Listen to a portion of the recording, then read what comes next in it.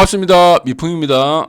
자, 오늘은 남구 5, 6도 트램이 들어서면은 대연동, 용호동 집값 대폭 나간다.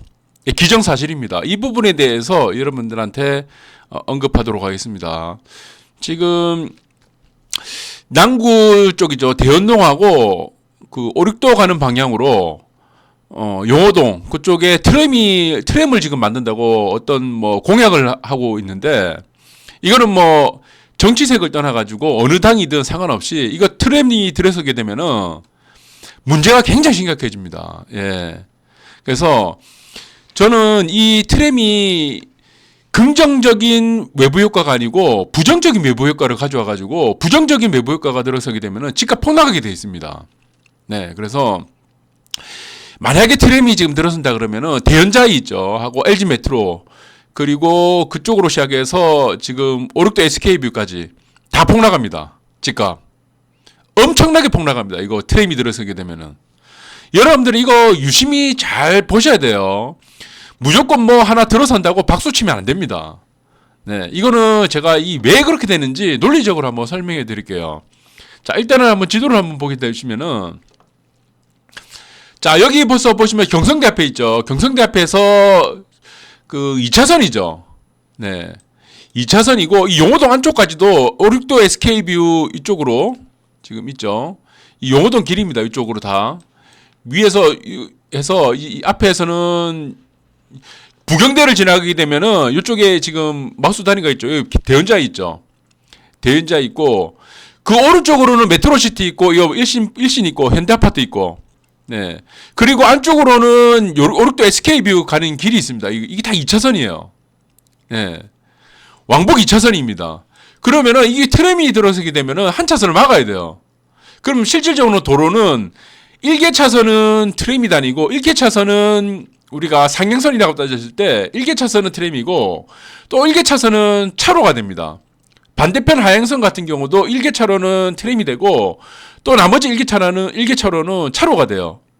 어떻게 되겠습니까? 교통 마비되죠. 교통 마비됩니다, 이거.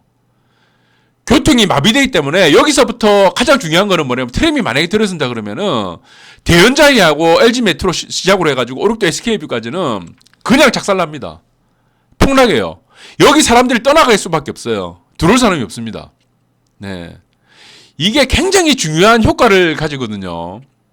이 부분을 제가 좀 이따가 자세히 한번 설명해 드릴 거고, 그래서 지금은 여러분들이 지금 잘 생각하셔야 되는 게 뭐냐 그러면은, 아무 대책을 안 가지고 타당성 검토도 안 받고 그냥 뭐 타당성 뭐 예타 면제라 가지고 막 박수치고 이렇게 하면 안 됩니다. 내가 이게 들어서게 되면은 어떠한 효과를 받을지, 집값에는 어떠한 영향을 받을지, 이때 교통난은 어떻게 될 건지, 이 교통난이 해소가 되는지 아니면은 트래픽이 걸릴 건지 더 복잡해질 건지, 그런 부분들을 면밀하게 관찰해야 되는데, 트램이 만약에 들어선다 그러면은 이거 그냥 개박살납니다. 여기 아파트들, 여기 집값뿐만이 아니고 땅값뿐만이 아니고 전부 다 개박살나요. 그래서 여러분들이 이거 잘 보셔야 됩니다. 그래서 지금 보시면은 남구 5, 6도 트램 들어서면 대운동, 용호동 집값 그냥 대폭락이죠. 자, 그 이유를 한번 보겠습니다. 자, 집값이 상승하는 요인은 크게 세 가지입니다. 자, 크게 세 가지예요. 자, 가장 큰 이유, 가장 그 중에서도 집값 상승하는 요인 중에 가장 1번이 뭐냐 그러면은 긍정적 외부 효과입니다. 제가 방송을 시작하기 몇 회 때부터 이 외부 효과에 대해서 굉장히 설명을 많이 드렸는데, 아파트 값이, 그 해당 지역의 아파트 값이라든가 집값이 오른다, 땅값이 오른다 하는 부분들에 대해서 가장 많은 차지하는 비율, 한 70%, 80%가 차지하는 비율이 뭐냐 그러면 외부 효과예요. 자, 쉽게 설명하자 그러면은 해당 지역은 아무것도 없는 논밭이었어요. 그런데 사람들이 뭐 옹기종기 살고 그랬죠. 근데 논밭인데 여기는 교통이 아무것도 해결된 게 없었어요. 그러다가 도로가 하나 생깁니다. 도로가. 그리고 도로가 하나 생기고 나서부터 버스 정류장이 하나 생기기 시작했어요. 자, 버스 정류장이 왜 생겼겠습니까? 버스가 다니기 시작하니까 버스 정류장이 생긴 겁니다. 이게 뭡니까? 외부 효과가 생긴 거죠. 버스 노선이 생기고 도로가 깔리고 버스 정류장이 생겼다. 이거는 내가 갖고 있는 집 아파트에는 직접적 연관을 갖고 있는 게 아닙니다. 외부의 변수가 하나 생긴 거죠. 외부 효과죠. 자, 그렇다 그러면은 교통난이 어떻게 해소가 됐죠. 버스 정류장이 생기면 사람들이 모이기 시작하죠. 유동인구 늘어나죠. 그럼 그 일대가 어떻게 되겠습니까? 땅값이 당연히 올라가죠. 아파트값 어떻게 되겠습니까? 당연히 올라가죠. 왜? 그 해당 지역을 교통이 해결이 되다 보니까 중심가로 혹은 집으로 수단이 이동이 편리해진 겁니다. 네. 이게 굉장히 중요한 거죠. 우리가 아파트들 보시면은 일본의 사례를 보시면은 과거 잃어버린 30년 전에 보시면은 외곽의 아파트들이 어떻게 됐습니까? 외곽의 주상복합, 외곽에 있는 아파트들이 거의 막 80% 정도 폭락했어요. 70%, 80%. 아니면은 일본 외곽에 있는 주택들, 아파트들 같은 경우는 상속도 포기할 정도로 영원으로 수렴을 했어요. 그런데 일본에 보시면은 뭐 긴자라든가 아니면은 오션 브릿지, 예? 거기 보시면은 뭐 있죠. 오션 브릿지라고 뭐 있죠. 예. 거기 보이는 뭐 아파트, 예, 다리 보이는 거 아파트 있죠. 그런 아파트들은 그냥 뭐 몇백 배 올랐어요. 몇십 배. 계속 떨어지지 않고 사람들이 집중하게 된 이유가 생긴 거죠. 그게 뭐냐 그러면 교통입니다. 자, 이 외부 효과가 가지는 그 집값에 가지는 영향은 굉장히 큽니다. 네. 그래서 첫 번째는 뭐냐 그러면은 긍정적 외부 효과. 네. 집값이 올라가려면은 네. 지하철이 생겼다. 역세권이 된 겁니다. 도로가 생겼다. 그 앞에 버스 정류장이 생겼다. 지하철이 생겼다. 내 아파트하고는 전혀 관계없지만 그 외부적인 효과로 인해서 긍정적인 어떤 집값이 상승하는 효과를 발휘한다는 겁니다. 이게 부동산에서 가장 중요한 거고, 그 다음 두 번째가 뭡니까? 예, 두 번째 2번 있죠. 개발이익이죠, 개발이익. 개발이익이 뭡니까? 아파트가 올라간다, 내려간다 하는 거는 외부 효과가 가장 크고, 두 번째는 뭡니까? 개발이익. 개발이익이라는 게 뭐냐, 그러면은, 재건축, 재개발. 네. 개발을 해서 이익이 남는다는 겁니다. 개발을 해서 이익이 생긴다. 그렇다고 보니까 재개발, 재건축에 사람들이 몰립니다. 왜? 재개발만 재건축을 하게 되면은 그 일대가 완전히 변화가 되죠. 낡은 집, 낡은 아파트가 완전히 새 아파트로 올라가게 되죠. 네. 그러므로 따라서 또 유동인구도 증가하게 되고, 환경이 개선되고, 아파트 자체의 외부 효과가 아니고, 이거는 내부 효과입니다. 내부 효과. 개발이라는 거는, 그 재건축, 재개발이라는 거는 내부 효과고, 자, 앞에 역세권이 됐다. 지하철이 다닌다. 도로가 생겨서 버스가 다닌다. 이거는 외부 효과입니다. 둘 다 긍정 효과죠. 모든 개발이라든가 재건축, 재개발은 모든 개발이익은요, 부정적 내부 효과가 없습니다. 모두가 긍정적이에요. 자, 세 번째는 이때까지 이해가 되셨죠? 세 번째는 뭐냐 그러면은 종상향 및 용도 변경입니다. 자, 쉽게 얘기해서 이것도 개발이니까 우리가 같이 이해를 하셔야 되는데, 자, 이종인 지역 아니면 논밭 지역이 라대지라든가 공장지대라든가 이런 부분들이 주거지로 되면 어떻게 됐습니까? 땅값 올라갑니다. 자, 그리고 주거지에서 주거지 이종입니다. 그러면 재건축 재개발을 하게 되면은 반드시 3종으로 재건축 재개발이 되죠. 종상향이 되는 거죠. 그럼 땅값이 당연히 올라가는 거죠. 그래서 재건축 재개발을 하게 되면 개발 이익과 함께 종상향이 되기 때문에 그 지역에 해당 지역의 아파트라든가 집값이 올라갈 수밖에 없다는 겁니다. 그리고 주거지 2종 주거지 3종 주거에서 주거지에서의 정비 사업에서 가장 많이 올라갈 수 있는 거는 준주거지입니다. 이거는 우리가 준주거지까지 가려면은 전체 면적의 25% 기부 체납을 하거나 현금 체납을 해야 돼요. 그러나 우리가 지구 단위 계획이 아닌 정비 사업에서는 가장 많이 올라갈 수 있는 부분이 준주거지까지죠. 그래서 주거지에서 2종 주거지, 3종 주거지, 준주거지에서 상업지로를 변하는 것을 종상향이라고 하지 않고 이건 용도 변경이라고 합니다. 자, 주거지에서 상업지로 갈 때 이게 땅값이 굉장히 많이 올라갑니다. 그래서 우리가 지금 요약하자면은 집값이 상승하는 효과는 긍정적 외부 효과, 예, 외부 효과죠. 뭐 지하철 생긴다거나 무슨 뭐 도로가 생긴다거나 그 다음에 뭡니까 개발이익 이거는 긍정적 내부 효과죠. 그 다음 세 번째는 뭡니까 종상향 및 용도 변경. 예. 그러면은 땅의 용도가 변경됐다, 종이 상향이 됐다 이러면은 당연히 올라간다 이렇게 보시면 되는데, 자 여기서 봐셔야 될 게 뭐냐 그러면은 이겁니다. 용호동 같은 경우는 지금 보시면은 용호동 트램이 생겼다. 이래 되면은 이 여러분들이 이 어떤 효과를 발휘하게 된다 그러면은 여기 용호동이죠. 여기죠. 경성대에서 쭉 내려와 가지고 용호동까지 이렇게 쭉 내려가죠. 이거는 긍정적인 외부 효과가 아니고 부정적인 외부 효과입니다. 왜? 트래픽이 발생하니까 교통 체증이 발생하거든. 차로가 두 개 있는 거를 한 개로 줄였습니다. 죽어나는 거죠. 그렇다고 버스 노선이 없어집니까? 아니죠. 그렇다고 차로로 다니던 승용차들이 감소됩니까? 감소하지 않습니다. 예, 절대 그런 일 없어요. 교통체증이 생기는 거죠. 이 부분은 부정적인 외부 효과를 가지기 때문에 긍정적 외부 효과를 가지게 되면 어떻게 된다고 했습니까? 집값 올라간다고 그랬고 부정적 외부 효과가 생긴다면 어떻게 됩니까? 집값 폭락합니다. 그래서 여기는 트램이 생기게 되면 무조건 집값 폭락한다. 그래서 트램이 생기면 안 돼요. 여기는. 용호동이 오륙도 트램은 절대로 생기면 안 된다. 그렇게 보시면 됩니다. 네. 그래서 이거는 부정적 외부 효과를 가지는 지역을 여러분들이 잘 보셔야 되는 게 뭐냐면은 트램이 만약 생긴다면은 대연동 용호동은 부정적 외부 효과로 인해서 집값이 하락할 수밖에 없다. 이렇게 보시면 되고, 자, 부정적 외부 효과가 나타나는 곳이 어디냐 그러면은 여러분들이 잘 보셔야 되는 게 이겁니다. 중동이에요, 중동.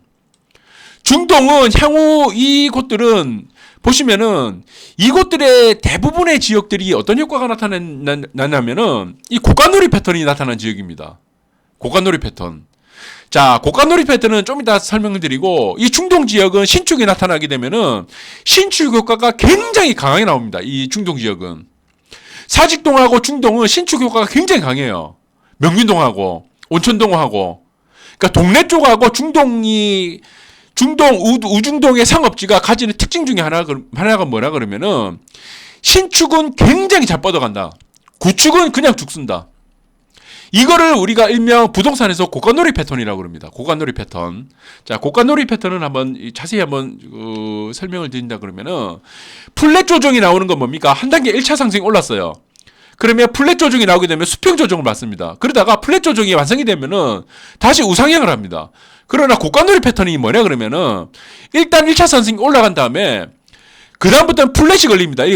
위에서 고가놀이를 하다가 그냥 주저앉아 버려요. 이게 바로 고가놀이 패턴이거든요. 이 고가놀이 패턴이 나타나는 곳이 사직동, 온천동, 명륜동, 장전동하고 중동이에요. 우중동 상업지. 이게 왜 그러냐면은 이쪽이 나타나는 가장 근본적인 이유가 뭐냐면은 신축이 하나하나 들어설 때마다 이 교통난이 생깁니다. 그래서 이거는 부정적 외부 효과를 가지는 곳 중에 대표적인 곳이거든요. 우리가 용호동하고 대연동에 트램이 생기게 되면은 집값 폭락한다고 그랬죠. 똑같습니다. 그러나 우동, 중동하고 우중동 상업지 같은 경우는 신축 효과가 굉장히 강해요. 그래서 고가놀이 패턴이 나타나는 지역들은 신축이 굉장히 강하다. 그곳들이 특징이 뭐냐면 사직동하고 온천동하고 명륜동, 장정동하고 우중동 상업지다. 이렇게 보시면 됩니다. 자, 신축이 하나 생기게 되면은 옆에 있는 롯데마린도 같이 끌고 가야 됩니다. 시세가. 그러나 중동, 우중동 여기서 보시면은 신축 하나 생기면은 나홀로 상승해요. 구축은 아무 상관이 없습니다. 안 올라요.